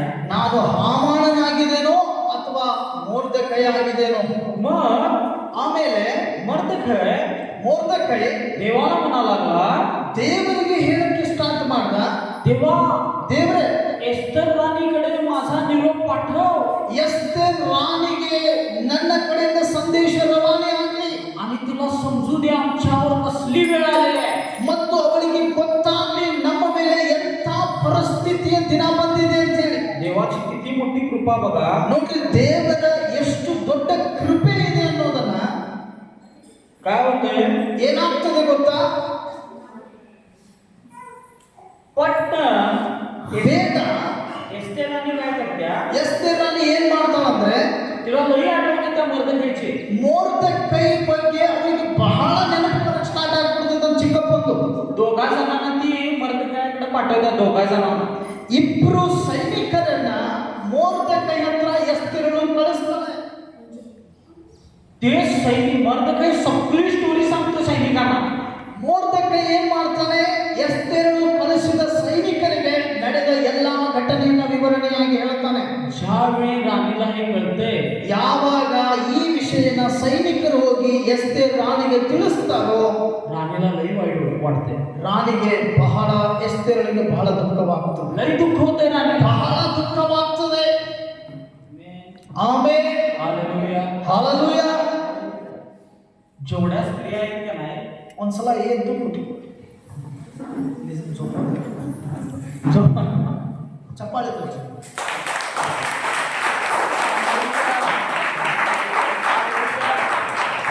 हालेलुया. ಕುತ್ಕೊಂಡು ನಾನು ಹೇಳ್ತೇನೆ, ಇಲ್ಲಿ ನಿಂತ್ಕೊಂಡು ನಾನು ಟ್ರಾನ್ಸ್ಲೇಟ್ ಮಾಡ್ತಿದ್ದೇನಲ್ಲ, ನಿಮ್ಗೆ ಸತ್ಯವಾಗಿ ಹೇಳ್ತೇನೆ, ಇದ್ರ ಬಗ್ಗೆ ನಾವು ಒಂದಿನ ಸಂದೇಶ ಕೊಡಲಿಲ್ಲ. ಆದರೆ ಇಡೀ ಪಿಕ್ಚರ್ ನನ್ನಲ್ಲಿ ರಿಲೀಸ್ ಆಗ್ತಾ ಇದೆ. ಆಮೇಲೆ ನಾನು ಕರೆನವರಿಗೆ ಧನ್ಯವಾದ ಹೇಳಬೇಕು. ಯಾಕಂದ್ರೆ ಇದು ಬಹಳ ಕಠಿಣವಾದ ಸಂದೇಶ, ಅಷ್ಟು ಬೇಗ ಇದು ತಲೆ ಹೋಗೋದಿಲ್ಲ. ಆದರೆ ಟ್ರಾನ್ಸ್ಲೇಟ್ ಮಾಡ್ತಾ ಇರೋ ನನಗೇನೆ ಇದು ರೀತಿ ಮೂವಿ ತರ ಕಾಣ್ತಾ ಇದೆ. ಆಮೇಲೆ ಒಂದು ಪಿಕ್ಚರ್ ತರ ನಾನು ಅನುಭವ ಪಡ್ಕೋತಾ ಇದ್ದೇನೆ. ಇದು ಮತ್ತಿದು ಎಲ್ಲಿಂದ ಎಲ್ಲಿಗೆ ಸಾಗ್ತಾ ಇದೆ, ಇದು ಏನ್ ನಿಮಗೆ ತಿಳಿಸ್ಲಿಕ್ಕೆ ಬಯಸ್ತಾ ಇದೆ. ನೀವು ಅದಕ್ಕೆ ಅವರು ಆರಂಭದಲ್ಲಿ ಇದ್ರು, ಲಕ್ಷ್ಯ ಕೊಟ್ಟು ಕೇಳಿದ್ರೆ ಮಾತ್ರ ಈ ಪಿಕ್ಚರ್ ಅನ್ನ ನೀವು ಅನುಭವಿಸಬಹುದು ಮನಸ್ಸಿನಲ್ಲಿ. So hallelujah, hallelujah. हालेलुया. तुम्ही तुम्ही सगळेजण ನೀವು ಎಲ್ಲರೂ मला एस्तेर राणीसारखं वाटतं. ನನಗೆ ನೀವೆಲ್ಲರೂ ಎಸ್ತೇರ್ ರಾಣಿಯ ಹಾಗೆ ಕಾಣ್ತಾ ಇದ್ದೀರಿ. Hallelujah hallelujah, hallelujah. ಹಾಲೆಲೂಯಾ. कारण तुमच्याकडे ನಿಮ್ಮ ಕಡೆ जिवंत परमेश्वर आहे ಜೀವಿಸುವ ದೇವರಿದ್ದಾರೆ आणि ಮತ್ತು तुम्ही ನೀವು जिवंत राजाची ಜೀವಂತವಾಗಿರುವಂಥ ರಾಜನ मुलगी आहे. ಮಕ್ಕಳಾಗಿದ್ದೀರಿ, ಸ್ತ್ರೀಯರಾಗಿದ್ದೀರಿ. म्हणजे तुम्ही कोण आहे? ಅಂದ್ರೆ ನೀವೇ ಯಾರಾಗಿದ್ದೀರಿ? राणी आहे. ರಾಣಿ ಆಗಿದ್ದೀರಿ. कुठली राणी कर्जात असते? ಯಾವುದಾದ್ರೂ ರಾಣಿ ಸಾಲದಲ್ಲಿರಕ್ಕೆ ಸಾಧ್ಯ ಇದೆ? कोणत्या राणीला समस्या आहे? ಯಾವುದಾದ್ರೂ ರಾಣಿಗೆ ಸಮಸ್ಯೆಗಳು ಕಾಣಲಿಕ್ಕೆ ಸಾಧ್ಯ ಇದೆ? कोणती राणी भाड्याच्या घरात राहते? ಯಾವುದಾದ್ರೂ ರಾಣಿ ಆ ಬಾಡಿಗೆ ಮನೆಯಲ್ಲಿ ಇರಲಿಕ್ಕೆ ಸಾಧ್ಯ ಇದೆ? कोणत्या राणीला जॉब नाही आहे? ಯಾವುದಾದ್ರೂ ರಾಣಿಗೆ ಜಾಬ್ ಇಲ್ಲ ಅನ್ನೋದಕ್ಕೆ ಸಾಧ್ಯ ಇದೆ? ಅಂದ್ರೆ ಆ ಕೆಲಸ ಹುಡ್ಕೊಂಡು ಹೋಗಕ್ಕೆ ಸಾಧ್ಯ ಇದೆ? का स्ट्रगल करते राणीवर? ಹಾಗಾದ್ರೆ ರಾಣಿ ಯಾಕೆ ಈ ರೀತಿಯಾಗಿದ್ದಾರೆ? का तिला त्रास व्हायला? ಯಾಕೆ ಆ ರಾಣಿಗೆ ಇಷ್ಟು ನೋವಾಗ್ತಾ ಇದೆ? का तिला पैशाचे प्रॉब्लेम्स आहे? ಯಾಕೆ ಅವರಿಗೆ ಹಣದ ಕೊರತೆ ಇದೆ? का? ಯಾಕೆ? तेच मी तुम्हाला सांगालोय. ಅದನ್ನೇ ನಾನು ನಿಮಗೆ ಈಗ ಹೇಳಕ್ಕೆ ಹೋಗ್ತಾ ಇದ್ದೇನೆ. ऐका. ಕೇಳ್ರಿ. आमेन. ಆಮೇಲೆ मग ಆಮೇಲೆ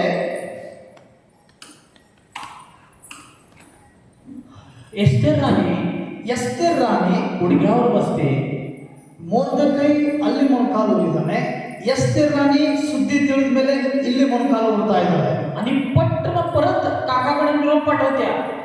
ಎಸ್ತೇರ್ ರಾಣಿ ಮೊಣಕಾಲು ಊರಿದ ಮೇಲೆ ಮತ್ತೆ ಬರೆದು ಸೈನಿಕರ ಕೈಯಲ್ಲಿ ಸಂದೇಶವನ್ನು ರವಾನೆ ಮಾಡ್ತಾಳೆ. मर्दकयाला ते संदेश वाचतोय मर्दकय. ಅವಳು ಕಳಿಸಿದ ಸಂದೇಶವನ್ನು ಮೊರ್ದೆಕೈ ಓದ್ತಾಳೆ. काका ಆ ಚಿಕ್ಕಪ್ಪ, मी मग काय करू आता? ಈಗ ನಾನು ಏನು ಮಾಡಬೇಕು ಅನ್ನೋದನ್ನು ನನಗೆ ತಿಳಿಸು. मी काय करू? ನಾನು ಏನು ಮಾಡಲಿ? राजा तर 30 दिवस झाले. 30 दिवस मला एकदाही कळवला नाही. 30 ದಿನಗಳಾಗಿದ್ದಾವೆ, ರಾಜನು ಒಂದು ದಿನವೂ ನನಗೆ ಕರೆದಿಲ್ಲ. आणि ಮತ್ತು जर मी डायरेक्ट गेलो राजाला भेटलो, ನಾನು ಏನಾದರೂ ನನ್ನ ಒತ್ತಾಯದಿಂದ ರಾಜನಿಗೆ ಭೇಟಿ ಆಗಲಿಕ್ಕೆ ಹೋದೆ ಅಂದ್ರೆ राजा मला मारून टाके. ರಾಜನು ನನ್ನನ್ನ ಕೊಂದೇ ಹಾಕಿ ಬಿಡ್ತಾನೆ. लगेच मर्दकय आणि निरोप पाठवतोय. ಅದನ್ನು ಓದಿದ ಮೇಲೆ ಎಸ್ತೇರನ ಚಿಕ್ಕಪ್ಪ ಮತ್ತೆ ಬರೆದು ಕಳಿಸ್ತಾನೆ. मर्दकय काय देतोय माहिती तुम्हाला? ಮೊರ್ದೆಕೈ ಏನು ಬರೀತಾನೆ ಗೊತ್ತಾ ನಿಮಗೆ? राणी ರಾಣಿ ऐक, ಕೇಳು, कदाचित ಒಂದು ವೇಳೆ आम्हाला वाचवण्यासाठी ನಮ್ಮನ್ನ ಉಳಿಸುವುದಕ್ಕಾಗಿ तुला ನಿನಗೆ देवानं राणी बनवलं असेल तर ದೇವರು ನಿನಗೆ ರಾಣಿ ಮಾಡಿದ್ರೆ भिवू नकोस. ಹೆದರಬೇಡ. चा ಹೋಗು, राजाला भेट. ರಾಜನಿಗೆ ಭೇಟಿಯಾಗು. असं पण आम्ही करणार आहे. असं पण आम्ही करणार आहे. ಹೀಗಾದ್ರೂ ಸಾಯಲೇಬೇಕು. जा. ಹೋಗು ಹೋಗು. मारला तर मारला, सगळी मर्या. ಹೊಡೆದಾದ್ರೂ ಎಲ್ಲರೂ ಸತ್ತು. हालेलुया. ಹಾಲೆಲೂಯಾ. काय बोलला तो? ಏನ್ ಹೇಳಿದವನು? म्हणून ಹಾಗಾಗಿ राणी ರಾಣಿ इथं इथं बसलेल्या जेवढ्या राण्या आहेत ಅಲ್ಲಿ ಕೂತಿರುವಂತ ಎಷ್ಟು ರಾಣಿಯರಿದ್ರು तुमच्या घरामध्ये, ಅವರ ಮನೆಯಲ್ಲಿ, ನಿಮ್ಮ ಮನೆಯಲ್ಲಿ तुम्हाला देवानं विशिष्ट स्थान दिलेलं आहे. ನಿಮ್ಮ मನೆಯಲ್ಲಿ ದೇವರಿಗೆ ಒಂದು ವಿಶಿಷ್ಟವಾದ ಸ್ಥಾನವನ್ನು ಕೊಟ್ಟಿದ್ದಾರೆ. तुम्हालाच काय दिलंय ते स्थान? ನಿಮಗೆ ಯಾಕೆ ದೇವರು ಆ ಸ್ಥಾನವನ್ನು ಕೊಟ್ಟಿದ್ದಾರೆ? हे समजून घ्या. ಇದನ್ನ ನೀವು ಅರ್ಥ ಮಾಡ್ಕೊಳ್ರಿ. समजून घ्या. ಅರ್ಥ ಮಾಡ್ಕೊಳ್ರಿ. तुमच्याकडे ताकद आहे. ನಿಮ್ಮ ಹತ್ರ ವಿಶೇಷವಾದ ಶಕ್ತಿ ಇದೆ. ताकद आपण वापरात आणली पाहिजे. ಆ ಒಂದು ಶಕ್ತಿಯನ್ನು ನಾವು ಉಪಯೋಗಿಸಬೇಕಾಗ್ತದೆ. ಆಮೇಲೆ ಆಮೇಲೆ राणीला ते पटलं. ರಾಣಿಗೆ ಅದು ಅರ್ಥವಾಯಿತು. ಚಿಕ್ಕಪ್ಪ ಬರೆದ ಲೆಟರ್ ರಾಣಿ ಓದಿದ ಮೇಲೆ ಅವಳಿಗೆ ಸಂಪೂರ್ಣವಾಗಿ ಅರ್ಥವಾಯಿತು. त्यानंतर एस्तेर राणी काय करते? ಆ ಲೆಟರ್ ಓದಿದ ಮೇಲೆ ಎಸ್ತೇರ್ ಎಸ್ತೇರ್ ರಾಣಿ ತಗೊಳ್ಳೋ ತೀರ್ಮಾನ ಏನಾಗಿತ್ತು? हे महत्वाचं. ಇದು ಬಹಳ ಮುಖ್ಯವಾದದ್ದು. पटकन परत मर्दकायाला सांगते, ती लेटर पाठवते. ಮತ್ತೆ ಎಸ್ತೇರಳು ತನ್ನ ಚಿಕ್ಕಪ್ಪನಿಗೆ ಸಂದೇಶವನ್ನು ಬರೆದು ಕಳಿಸ್ತಾಳೆ. ठीक आहे ಆಯ್ತು काका, ಚಿಕ್ಕಪ್ಪನೇ, मी ನಾನು राजाला जाऊन भेटतो, ಹೋಗಿ ರಾಜನಿಗೆ ಭೇಟಿ ಆಗ್ತೇನೆ. पण ಆದರೆ 3 दिवस 3 ದಿನ काही खात नाही, काही पीत नाही. ನಾ ಏನು ಕುಡಿಯುವುದಿಲ್ಲ, ತಿನ್ನುವುದಿಲ್ಲ, मी उपवास करतो. ಉಪವಾಸ ಪ್ರಾರ್ಥನೆಯಲ್ಲಿ ಇರ್ತೇನೆ. आणि मीच नाही, ಮತ್ತು ನಾನಷ್ಟೇ ಇರುವುದಿಲ್ಲ, माझ्या सगळ्या कुळातल्या लोकांना तू सांग उपवास ನನ್ನ ಎಲ್ಲ ಯಹೂದಿ ಕುಲದ ಜನರಿಗೆ ಹೇಳು 3 ದಿನ ಉಪವಾಸ ಮಾಡಲಿಕ್ಕೆ. ಆಮೇಲೆ मर्दकायाला समजलं. ಮೊರ್ದಕೈಗೆ ಈ ಸಂದೇಶ ಅರ್ಥವಾಯಿತು. मर्दकाय तिकडे सगळ्यांना सांगितलं. ಮೊರ್ದಕೈ ತನ್ನ ಯಹೂದಿ ಕುಲದ ಎಲ್ಲಾ ಜನರಿಗೆ ಈ ವಿಷಯವನ್ನು ತಲುಪಿಸಿದ. या सगळ्या 2 दिवस गेले. ಈ ಎಲ್ಲಾ ವಿಷಯಗಳು ಮಾತನಾಡಿ ಕಳೆಯಲಿಕ್ಕೆ 2 ದಿನ ಹೋಯಿತು. 5 दिवस राहिले. 5 ಇನ್ನು ಉಳಿದಿರೋದು 5 ದಿನ ಯಹೂದಿ ಜನರ ಹತ್ರ. इकडे ಈ ಕಡೆ ಹಾಮಾನನು फुल्ल प्लॅनिंग मध्ये आहे. ಎಲ್ಲ ಪ್ಲಾನ್ ಮಾಡಿ ಇಟ್ಕೊಂಡಿದ್ದಾನೆ. 15 फूट उंच 15 ಫೂಟು ಎತ್ತರ, फाशीचा खांब तयार केलाय तो. 15 ಫೂಟು ಎತ್ತರದ ಒಂದು ಮರಣ ದಂಡನೆಯ ಒಂದು ಕಂಬವನ್ನು ರೆಡಿ ಮಾಡಿದ್ದಾನೆ. पहिला कुणाला लटकवणार? ಮೊದಲು ಯಾರಿಗೆ ಹಾಕ್ತಾನೆ? मर्दकाय. ಎಸ್ತೇರಳ ಚಿಕ್ಕಪ್ಪನಿಗೆ ಒಯ್ದು ಮೊದಲು ಉರುಳಾಕೋದು. मर्दकायाला लटकवणार तो पहिला. ಮೊರ್ದಕೈ ಮೇಲೆ ಅವನಿಗೆ ಬಹಳ ಸಿಕ್ಕಿರೋದು. का? ಯಾಕೆ? ईर्ष्या आहे ना त्याला. ಯಾಕಂದ್ರೆ ಅವನು ಅವನನ್ನು ನೋಡಿ ವಿರೋಧ ಮಾಡ್ತಾನೆ. मग तो मेल्यानंतर बाकीच्यांना मारणार. ಅವನನ್ನ ಮೊದಲು ಕೊಂದ ಮೇಲೆ ಉಳಿದವರನ್ನ ಆಮೇಲೆ ಕೊಲ್ತಾನೆ. पुढे काय झालं बघा. ನೀವು ಮುಂದೆ ಬಂದು ಕೂತ್ಕೋಬೇಕಂತ ಹೇಳಿದ್ದಲ್ಲ, ಇದು ಕಲಿಬೇಕಾದ ವಿಷಯ. ಈ ಹಿರಿಯರೆಲ್ಲ ಮುಂದಿರ್ತಾರೆ, ನೀವು ಹಿಂದೆ ಇರ್ತೀವಿ. ಈ ಥರ ನಡು ನಾವು ಸ್ಟಾಪ್ ಮಾಡೋ ಸಮಯ ಮುಂದೆ ಇದೆ ಅಮ್ಮ, ಕಣ್ಣಿಗೆ ಕಾಣಿಸ್ತಾ ಇದ್ದಿಲ್ಲ. ನೀವು ಕುತ್ಕೊಳ್ಬೋದು ಜಸ್ಟ್ ಈ ಕಡೆ ಇಲ್ಲಿ ಬರ್ರಿ. ಹಾಲೆಲೂಯ. ಎಷ್ಟು ಜನ ಸಂದೇಶ ಅರ್ಥ ಆಗ್ತಾ ಇದೆ? ಗಟ್ಟಿ ಅನ್ನೋದು ಹಾಲೆಲೂಯ, ಹಾಲೆಲೂಯ. 14 वर्ष ಎಸ್ತೇರ್ ರಾಣಿ 5ನೇ ಅಧ್ಯಾಯ 14ನೇ ವಾಕ್ಯ ಓದಮ್ಮ. बघा कसं तो फाशीचा खांब तयार केलाय बघा. ಕೇಳ್ರಿ, ಕೊನೆ ಹಂತದಲ್ಲಿ 15 ಫೂಟು ಎತ್ತರದ ಉರುಳನ್ನ ಹಾಕುವಂತ ಕಂಬವನ್ನ ಅದನ್ನು ಹಾಮಾನನು ರೆಡಿ ಮಾಡಿದ್ದಾನೆ. ನೋಡ್ರಿ ಮುಂದೆ ಏನಾಗ್ತದೆ. ಎಸ್ತೇರು 5:14 5ನೇ ಅಧ್ಯಾಯ 14ನೇ ವಾಕ್ಯ ಓದ್ರಿ.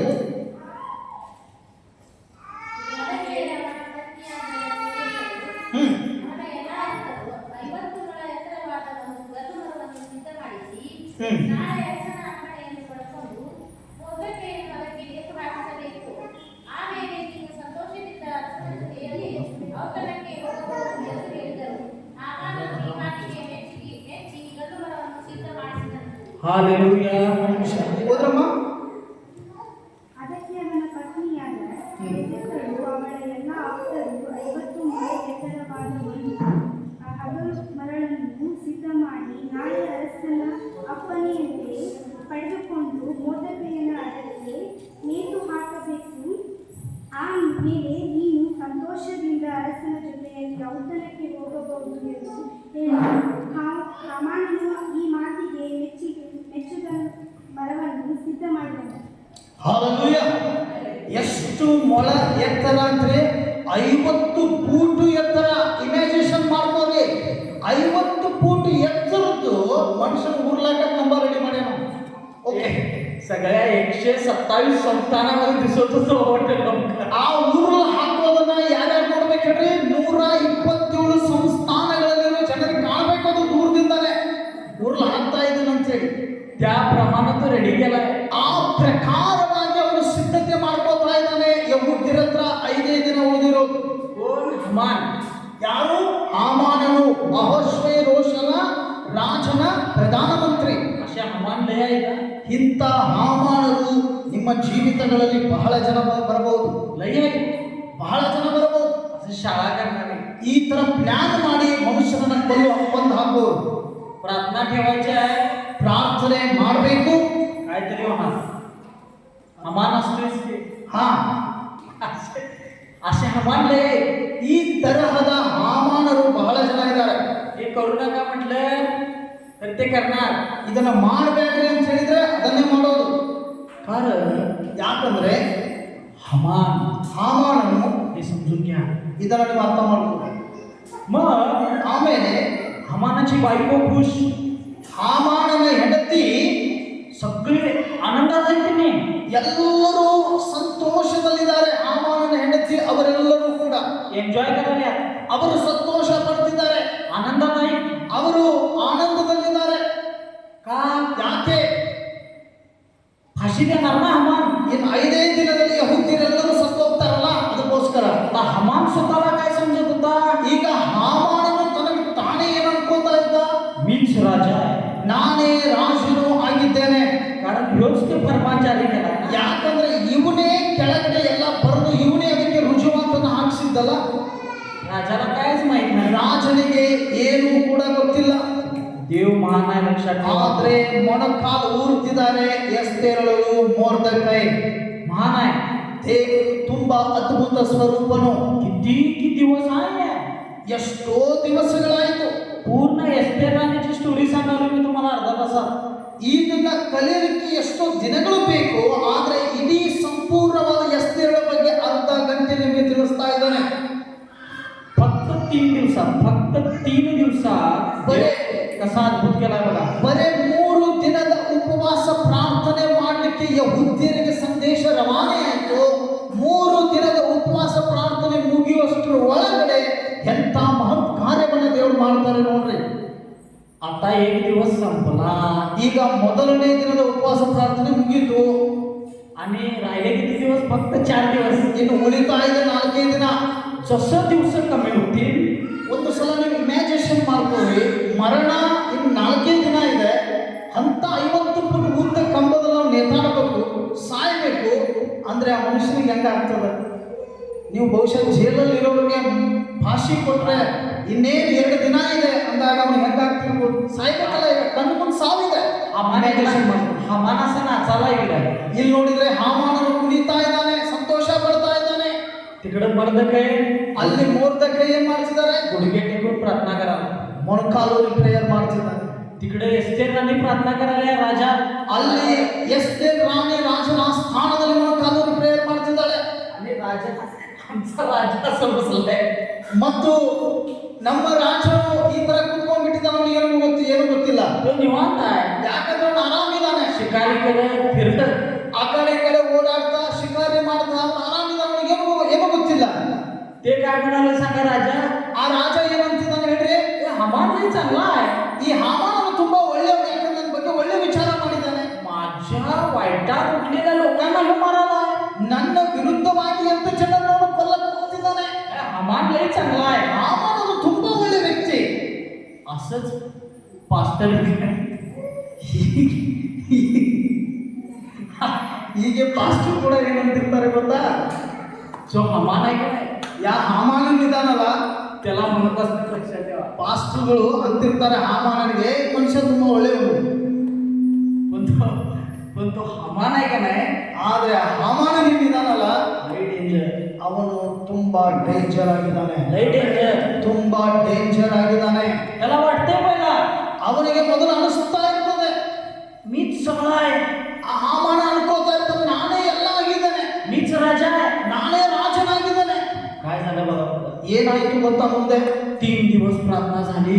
3 ದಿನದ ಪ್ರಾರ್ಥನೆಯನ್ನು ಮುಗಿದು ಹೋಯಿತು. तो दिवस आला ಆ ದಿನ ಬಂತು, ज्या दिवशी राजाच्या समोर उभा राहायचा आहे. ಯಾವಾಗ ಹೋಗಿ ರಾಜನ ಮುಂದೆ ನಿಂತ್ಕೊಳ್ಳೋ ಸಮಯ ಎಸ್ತೇರನಿಗೆ ಬಂತು. राणी आवडत्या, ರಾಣಿ ಎಸ್ತೇರು ರೆಡಿ ಆಗ್ತಾ ಇದ್ದಾಳೆ. सगळं वेशभूषा घालत्या. ಎಲ್ಲ ಡ್ರೆಸ್ ಎಲ್ಲ ಅವಳಿಗೆ ರಾಣಿ ವೈಭವ ಏನಿತ್ತು ಅದನ್ನೆಲ್ಲ ಹಾಕೋತಾಳೆ. आणि ಮತ್ತು एस्तेर राणी 5वा अध्याय 1 ते 4 वाचा. आणि आता ती जाणार राजाकडे. ಮತ್ತು ಅವಳು ರೆಡಿಯಾಗಿ ಅಹಷ್ವೇರೋಷನ ರಾಜನ ಹತ್ರ ಹೋಗಿ ನಿಂತ್ಕೋಬೇಕಾಗಿದೆ. 3ನೇ ದಿನದಲ್ಲಿ ಎಸ್ತೇರಳು ರಾಜ ವಸ್ತ್ರಭೂಷಿತಳಾಗಿ ಅರಮನೆಯ ಒಳಾಂಗಣ ಪ್ರಕಾರವನ್ನು ಪ್ರವೇಶಿಸಿ ರಾಜ ಮಂದಿರದ ಎದುರಿನಲ್ಲಿ ನಿಂತಳು. ಅರಸನು ಆ ಮಂದಿರದಲ್ಲಿ ರಾಜಸಿಂಹಾಸನದ ಮೇಲೆ ಬಾಗಿಲಿಗೆ ಎದುರಾಗಿ ಕುಳಿತುಕೊಂಡಿದ್ದನು. ಅವನು ಪ್ರಕಾರದಲ್ಲಿ ನಿಂತಿರುವ ಎಸ್ತೇರ್ ರಾಣಿಯನ್ನು ಕಂಡ ಕೂಡಲೇ ಆಕೆಯ ಮೇಲೆ ದಯವಿಟ್ಟು ತನ್ನ ಕೈಯಲ್ಲಿದ್ದ ಸುವರ್ಣ ದಂಡವನ್ನು ಆಕೆಯ ಕಡೆಗೆ ಚಾಚಿದನು. ಆಮೇಲೆ ಬರಲಿಲ್ಲ. त्या नियमात काय असते माहित आहे? ಅಲ್ಲಿ ನಿಯಮ ಏನಿರ್ತದೆ ಗೊತ್ತಾ? ಒಬ್ಬ ರಾಣಿ ಬಂದು ಭೇಟಿಯಾಗುವ ಸಂದರ್ಭದಲ್ಲಿ जर राजा बोलवला नाही राणीला, ರಾಜನು ರಾಣಿಯನ್ನ ಕರೆಯದೆ ಹೋದರೆ आणि राणी जाऊन उभारल्या राजासमोर, ಮತ್ತು ರಾಣಿ ಹೋಗಿ ರಾಜನ ಮುಂದೆ ಈ ತರ ನಿಂತ್ಕೊಂಡ್ರೆ फक्त एक एक 15 सेकंड फक्त वेळ असतो. 15 ಸೆಕೆಂಡ್ ಸಮಯ ಇರ್ತದೆ ಬರೇ. लगेच असं सैनिक थांबलेला असतो एक असं तलवार घेऊन. 15 ಸೆಕೆಂಡ್ ಅಲ್ಲಿ ಆ ರಾಣಿಯ ಹಿಂದೆ ಒಬ್ಬ ಸೈನಿಕ ಹೀಗೆ ಕತ್ತಿಯ ಮೇಲೆ ಕೈ ಇಟ್ಕೊಂಡು ನಿಂತಿರ್ತಾನೆ. ಸಿಗ್ನಲ್ ಬಂದ್ರೆ ರುಂಡ ಎರಡಾಗ್ತದೆ. असं असं तो राजाकडे बघत असतोय. ರಾಜನ ಕಡೆ ಸೈನಿಕ ನೋಡ್ತಿರ್ತಾನೆ. सगळं सिस्टमॅटिक असते ना त्यावेळी.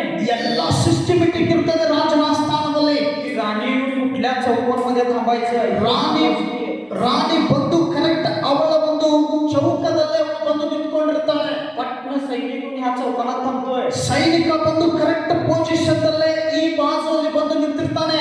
असं तलवार घेऊन ಈ ತರ ಕತ್ತಿಯ ಮೇಲೆ ಕೈ ಇಟ್ಟುಕೊಂಡು ನಿಂತಿರ್ತಾನೆ. राजा तिकडनं संदेश दिला. ರಾಜ ಅಲ್ಲಿಂದ ಸಂದೇಶ ಬಂದ್ರೆ ಅವಳ ರುಂಡ ಎರಡಾಗ್ತದೆ. असं झालं की तिकडे चेंडू उठला. ಅವಳ ರುಂಡ ಹಾರಿ ಹೋಗ್ತದೆ. राजा काय करते सांगा? ರಾಜ ಏನ್ ಮಾಡ್ತಾನೆ ಗೊತ್ತಾ? पटन सोन्याची दांडी बरोबर असते. ಬೇಗ, ಯಾಕಂದ್ರೆ ತಡ ಮಾಡಿದ್ರೆ ಅವಳು ಸಾಯ್ತಾಳೆ. ಸೈನಿಕರ ನಿಯಮ ಇದೆ. ಅದಕ್ಕೋಸ್ಕರ ತಕ್ಷಣವೇ ಎಸ್ತೇರಳನ್ನು ನೋಡಿದ ರಾಜ ತನ್ನ ರಾಜ ದಂಡವನ್ನ ಅವಳಿಗಾಗಿ ಕೊಟ್ಟು ಬಿಡ್ತಾನೆ. मग तो सैनिक काय करतोय? ಅವಾಗ ಸೈನಿಕ ಏನ್ ಮಾಡ್ತಾನೆ? ಹಿಂಸರಿತಾನೆ. ಅವಳಿಗೇನು ತೊಂದರೆ ಕೊಡಲ್ಲ. म्हणजे राजा तिला अनुमती दिला. ರಾಜನು ಅದರ ಸಂದೇಶ ಏನು ಗೊತ್ತಾ? ರಾಜ ದಂಡವನ್ನ ಉಂಗುರವನ್ನ ಅವಳಿಗಾಗಿ ಕೊಡೋದ್ರ ಅರ್ಥ ರಾಜನು ಅನುಮತಿ ಕೊಟ್ಟ, ಅವಳನ್ನ ಕರೆದ. ಆಮೇಲೆ ಮುಂದೆ ಓದಿಕೊಳ್ಳೋಣ. ಎಸ್ತೇರಳು ಅರಸನ ಸಮೀಪಕ್ಕೆ ಹೋಗಿ ದಂಡದ ತುದಿಯನ್ನು ಮುಟ್ಟಿದಳು. ಆಗ ಅರಸನು ಆಕೆಗೆ, ಎಸ್ತೇರ್ ರಾಣಿ, ನಿನಗೇನು ಬೇಕು? ನಿನ್ನ ವಿಜ್ಞಾಪನೆ ಯಾವುದು?